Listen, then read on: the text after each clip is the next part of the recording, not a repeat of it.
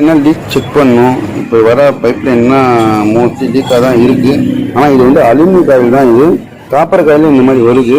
நம்ம கடையில் நிறைய இந்த மாதிரி பார்த்துருக்கேன்.